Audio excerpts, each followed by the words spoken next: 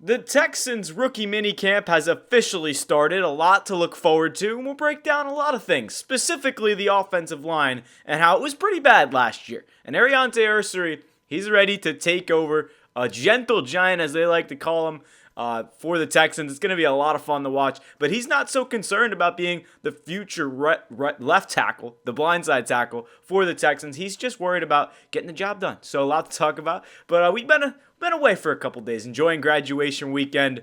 Had to take a few days off, so hopefully you guys can understand. But we've been growing. 83% of you are not subscribed, so if you would, hit that subscribe button if you want to see all the latest Texans news. Really appreciate all the comments, so let me know your thoughts on the Texans. Schedule release is coming out in a few days, so we'll talk about that shortly. But as for the rookie minicamp, you have a lot of things to go around. So as far as Ersery, DeMeco Ryans loves him. He moves well for his size. That's kind of why they traded up for him in that second round.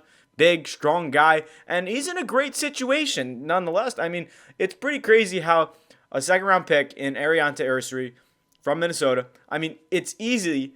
He sits right behind the left tackle position, where he played. He goes right behind Cam Robinson, learns a little bit. I mean, he might just start the regular season, and I wouldn't be surprised. He's got a lot of grit and just his mindset. I love his mindset. We could go take a look at the quote right now. Ersery said, "I'm up for whatever they ask me to do. That's just the type of guy I am. I'm just here to be a vessel and keep getting better each and every day." You love to hear that from a second-round pick. And, I mean, just a positive mindset in general. I mean, this is a guy who said, I'm going to protect C.J. Stroud. I mean, that's just what he's going to do. So, it's a switch. When getting on and off the field, he said in an article on Texans Wire. So, I mean, this is just what you love to hear from one of your top two picks in terms of what the Texans did. So a lot to love, right? Jaden Higgins is another name where he's breaking history as the top wide receiver for the Texans that was drafted, signed a fully guaranteed contract. It's a 4-year, $11.7 million contract. Higgins and Noel were both on the field. They talked about their relationship together, how they go fishing, and just their roommate chemistry. So that's a lot to love there from two teammates that were back at college, in Iowa State. So that's going to be a rapport that grows. And the biggest thing I want to touch on is Ersery. And I feel like everyone's talking about Higgins and how he's doing good in minicamp. There's not a lot of news to talk about, but I think, this is probably a little dated, if you would, probably 2-3 days out. But looking at everything for the Texans, it's a positive sign that everyone's on the field, everyone's happy, and everything just kind of seems to be fitting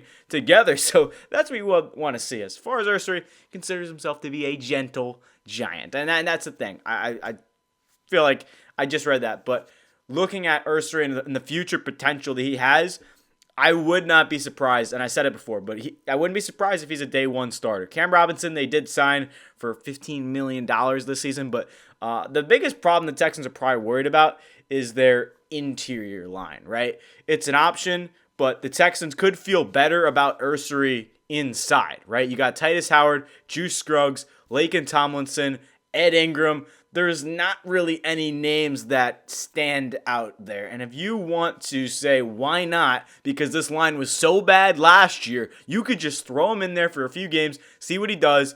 But I don't think that's what the Texans are going to do. Nick Caserio built this team strategically for a reason. And a lot of this is based on veteran depth. And he filled every need that he needed to. That's the thing with Caserio.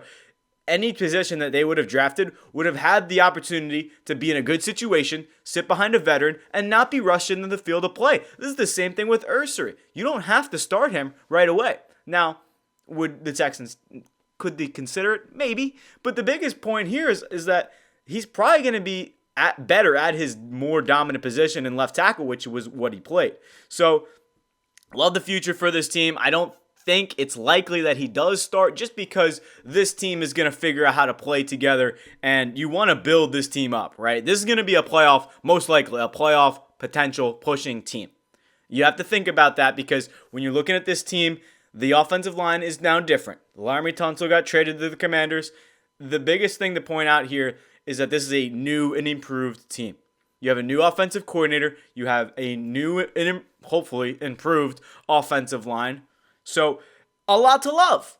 I know it's hard to really wrap your head around, but when you're looking at the playoffs and the postseason, there's no need to force anyone into the starting rotation just yet. You have this monster of a tackle in Aireontae Ersery who can figure it out and learn the reps of how to interact and be in the NFL. So you want to take that to heart, and you don't want to just throw him out there and he does bad. So that's the part of coaching. That's the part of, building it up. You don't need him to start day 1. You can have him start week 6, week 7, week 4. I mean, preferably earlier on in the season, but I mean, the Texans were looked at great last year in terms of the amount of great rookies that they've had, not just this year, but, in years past with TJ Stroud and Will Anderson. Now, going back to the point about this is going to be a playoff team, we need you guys ready for the playoffs. And that's all the assets from Jaden Higgins and Jalen Knoll, the 2 wide receivers they got in rounds 2 and 3, and also protection in Aireontae Ersery. So you have to be smart with this. And this is where you're looking at the Texans rookie minicamp. And again, not a lot going on, but stuff that can flourish, not before the season, but after. We don't know. We don't know what's going to happen. I mean, I could make assumptions, but just looking at it, it really isn't a terrible idea to move around the offensive line. You have Titus Howard who could play guard, who could play tackle. I think Laken Tomlinson is kind of a cornerstone veteran. He's probably going to stick at the left guard position. Cam Robinson, he's getting paid a chunk of change for 1 year and $15 million. So do you put Ersery behind him, have him learn? Does he start at guard? There's a lot of questions the Texans have to think of right now, and one of them has to be, how are they redefining this offense? I mean, we're not going to really know as fans until week 1 hits, or maybe a couple games in the preseason. So, again, this is a tough decision, and looking at the future of this team, you want to be ready for the postseason. That's the biggest thing, the most important thing that you have to be ready for is going to an AFC championship. That was my goal for the Texans last year. They just missed it, and they had a down year with Bobby Slowick. They fired Slowick. They brought in a new running back. They brought in 2 more wide receivers. Tank Dell's most likely done for the year. They've got an offensive line help. They got out the guys that they didn't want in there. So there's a lot that they've done. And I trust Nick Caserio. I trust the way this offense is looking. And honestly, it falls on the shoulders of the offense. The offense was close to 20th ranked last year. That cannot happen for an offense with CJ Stroud in his rookie year with no run game, was close to top 10 as an offense. So you want to see these things kind of move around, and you want to see the offense do well with the offense that they have, and now the receivers that they just drafted.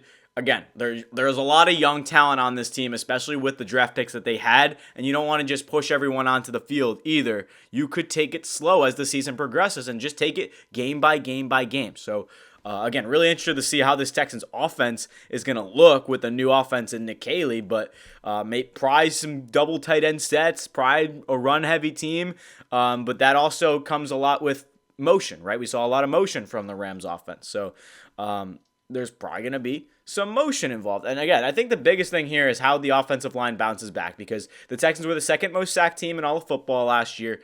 You had a lot of problems. Tunsil had close to 20 penalties, so that's not good.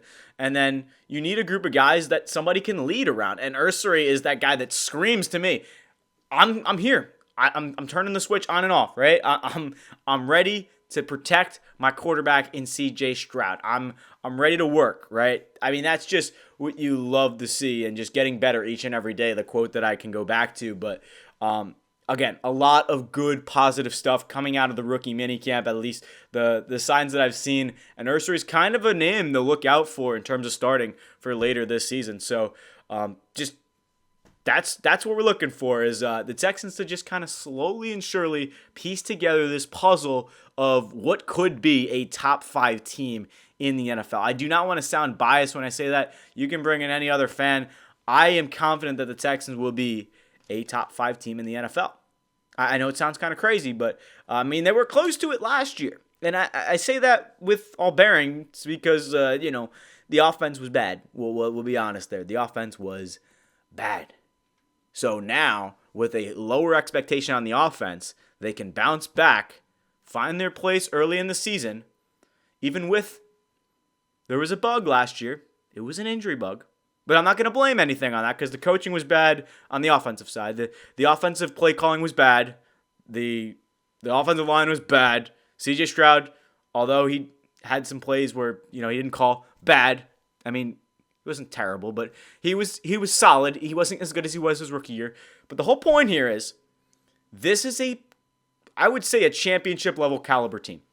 And it should be in consideration for a top 5 team in the league.